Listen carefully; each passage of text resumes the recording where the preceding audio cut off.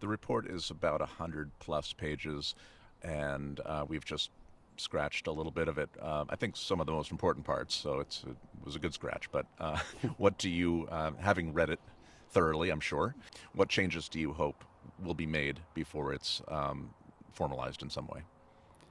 First, I want to acknowledge what a big deal this report is, and I want to celebrate that the department took the recommendation from the CAG and has done this. We all knew that the report would say things that we liked and would say things that we didn't like. Um, what I really want to see from this report moving forward is that we look strategically, we look completely at the problem of Kaaterskill Falls and Kaaterskill Clove. And I think that that's what this starts to scratch the surface of. There are other pieces that still need to come together.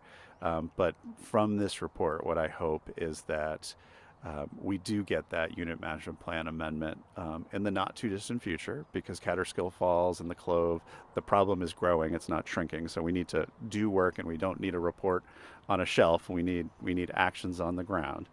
But that this report forms a three-legged stool. There is this the people experience of the forest preserve. There's the natural resource experience of the forest preserve, and there's the infrastructure of the forest preserve to get folks around. And so I think that in the perfect case, a unit management plan amendment that comes out acknowledging those three aspects, that takes a hard look and makes recommendations. That make sense, that are implementable, and that can be maintained over the long term. And if that means a series of actions that we try to see if they work, that's great. But all the Catskill Center is saying, sort of about the most drastic items, like a timed entry system or like permits, there's a whole lot of information we need to gather.